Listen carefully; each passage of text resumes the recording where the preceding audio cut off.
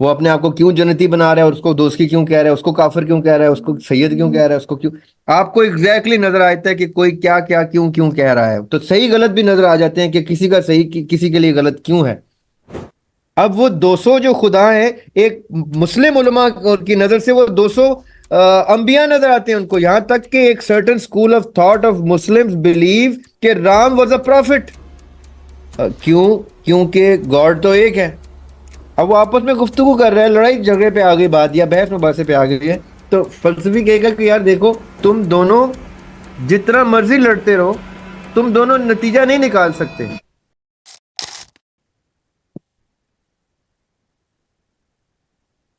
जी।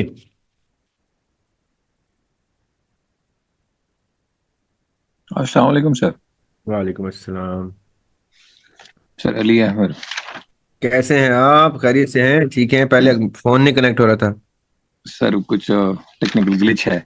Question पे आता हूँ, पहले मुझे बताएं एक छोटी सी रिक्वेस्ट। वो पुरानी वाली असेसमेंट के मार्क्स बन गए हैं जी एथिक्स जी, के वो सर? आज रात को इंशाल्लाह, रात वाली क्लास में इसकी रेपिटेशन क्लास में वो दे दिए जाएंगे। ठीक है सर, मैं सवाल पे आ रहा हूँ। जी। सवाल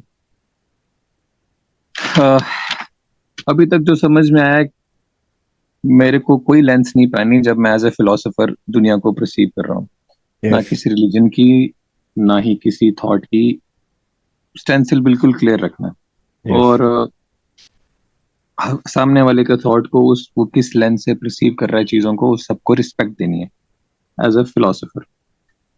और फिर उसके बाद मुझे एक एनालॉजी क्रिएट करनी है और उसके ऊपर फिर अपनी उनके कॉमनैलिटीज और डिफरेंसेस के बेस पे एक अपनी तरीके से एक आप कह लीजिए एक फंडामेंटल को क्लियर करते हुए एक डेफिनेशन क्रिएट करनी है कि क्या सही है और क्या गलत है। ऐसा ही है। क्या तो मैं उसका सही है और क्या उसका गलत? हाँ, उन दोनों के बीच में हाँ मतलब जिस किस की भी बात हो रही है, उसका सही और उसका गलत। यस। तो उस चीज को क्या मैं ये कह सकता हूँ कि फिलॉसफी उस चीज की डिस्कशन है जो राइट और रॉन्ग के फंडामेंटल्स को डिस्कस करती है? यस, कह सकते हैं राइट और wrong, black and white, laws, principle, सब चीजें फिलॉसफी उनको बर्ड्स आई व्यू से देख के बता सकती है कि इसका राइट क्यों राइट है, इसका रॉन्ग क्यों रॉन्ग है, ये आपस में क्यों लड़ रहे हैं। ये उन फंडामेंटल्स को देख के उस लेंस से क्लियर कट बता देते हैं कि शिया कहाँ गलत है, सुन्नी कहाँ गलत है, ये आपस में उस सुन्नी सुन्नी किसका गलत है किसका सही है, शिया किसका सही है किसका गलत है, क्यों गलत है, वो उसको गलत क्यों कहता है। और न्यूट्रल रह के बता रहा होता है कि अपने कागजों का सही है, अपने कागजों का सिर्फ वही जनती है। और क्यों? वो अपने आप को क्यों जन्नती बना रहा है और उसको दोस्ती क्यों कह रहा है, उसको काफिर क्यों कह रहा है, उसको सैयद क्यों कह रहा है, उसको क्यों। आपको एग्जैक्टली नजर आता है कि कोई क्या क्या क्यों क्यों कह रहा है, तो सही गलत भी नजर आ जाते हैं कि किसी का सही किसी के लिए गलत क्यों है। ठीक। तो अब जब मैं एज ए फिलोसोफर एथिक्स को फॉलो कर रहा हूँ और मैं समझ रहा हूँ कि मैं सही गलत लोगों का डिनोट कर सकता हूँ न्यूट्रल रेंस में लाके, तो फिलोसफी के जो एथिक्स है वो कौन डिफाइन कर रहा है? मैं इंस्टिंक्ट्स। वो हाँ देखें, जी। अच्छा सवाल है। फिलॉसफी के एथिक्स कहाँ से आते हैं? फिलॉसफी के एथिक्स ये बताती हैं या कहाँ से आते हैं, क्योंकि जैसे ही आप फंडामेंटल्स को डिस्कस करना शुरू करते हैं, तो फंडामेंटल आपस में बराबर एग्जिस्ट कर रहे होंगे, वो कोई ऊपर नीचे नहीं होगा। मैं मिसाल देता हूं। एक हिंदू कहता है कि मेरा राम भगवान है, गॉड है, राइट। एक ठीक। मुसलमान कहता है कि तुम्हारा राम भगवान या गॉड नहीं हो सकता। क्यों? क्योंकि गॉड तो एक है। अब वो आपस में गुफ्तगू कर रहे हैं, लड़ाई झगड़े पे आ गई बात या बहस मुबासे पे आ गई है, तो फलसफी कहेगा कि यार देखो, तुम दोनों जितना मर्जी लड़ते रहो, तुम दोनों नतीजा नहीं निकाल सकते। क्यों? क्योंकि तुम दोनों के फंडामेंटल्स ही डिफरेंट हैं। एक त्रिमूर्ति पे बिलीव करता है, थ्री गॉड्स पे बिलीव करता है, यानी the concept of Hinduism comes from Trimurti. ईश्वर सबसे ऊपर एक, उसके नीचे त्रिमूर्ति, त्रिमूर्ति के नीचे बेशतर भगवान। हम्म। तो जो ईश्वर है वहां पे तुम आ जाओ, अगर इसके ईश्वर और अपने खुदा को पैरेलल में ले आओ, तो ये कॉमन ग्राउंड्स हैं। यहां पे दोनों डेफिनेशन पे पूरे उतरते हैं गॉड की। यहां तक कि मुस्लिम उलमा ये तक मानते हैं कि जिसको हिंदू ईश्वर कहता है वो अल्लाह सुब्हानहू व तआला है, जिसको हिंदू अवतार कहता है वो नबी पाक सल्लल्लाहु अलैहि वसल्लम है। ये इतने कॉमन हो जाते हैं एक जगह आके। लेकिन ये कब पता चलता है? जब आप फिलॉसफी की नजर से इनके फंडामेंटल्स को करते करते करते करते करते टॉप मोस्ट फंडामेंटल पे आते हैं, तो आप कहते हैं खाली नाम डिफरेंट ले रहे हैं, डेफिनेशन एक ही दे रहे हैं।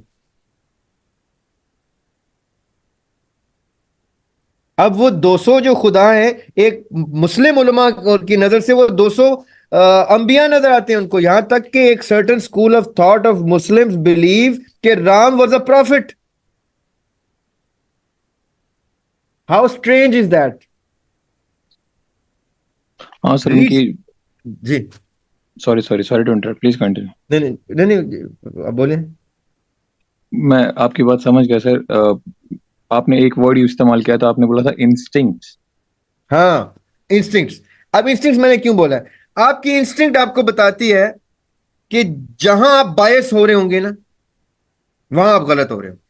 जहां आप मुसलमान बन के किसी नॉन मुस्लिम को की फंडामेंटल की स्टडी में जहां पे प्रेजुडिस आ जाएगा ना, आपकी इंस्टिंक्ट बता देगी कि नो, यू रॉन्ग, तुमने साइड ले लिए।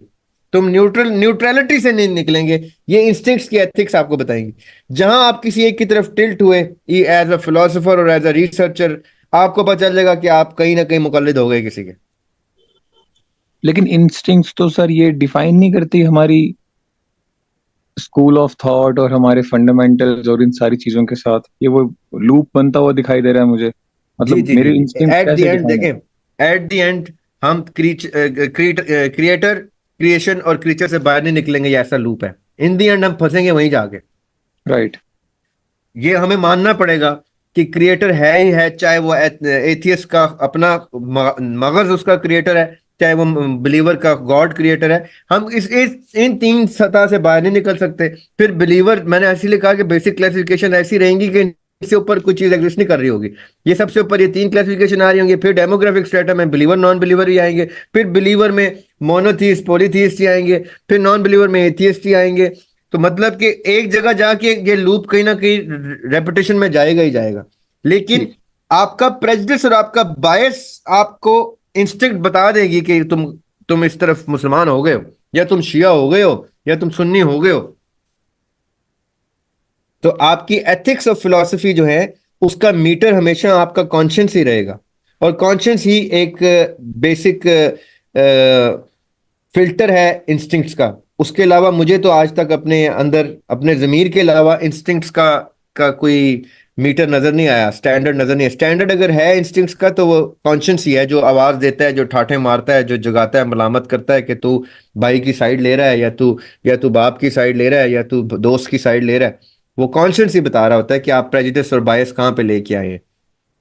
तो वो ये इंस्टिंक्ट्स का एम्बेसडर कॉन्शियंस है। वही आपको बताएगा कि न्यूट्रलिटी कहाँ मेंटेन करनी है। जहां पे आपने न्यूट्रलिटी मेंटेन नहीं की, वहां आप तहकीक रोक देते हैं कि यार मैं इन्फ्लुएंस हो गया हूँ, right. I am sorry but मैं बिलीवर बन गया हूँ। मुझे मुझे अल्लाह पे रिसर्च करते करते अल्लाह ताला पे बिलीफ मेरा बन ही गया है। फिर उसके अंदर नीचे जाते हो, यार मैं सुन्नी हो ही गया हूँ, या मैं शिया हो ही गया हूँ।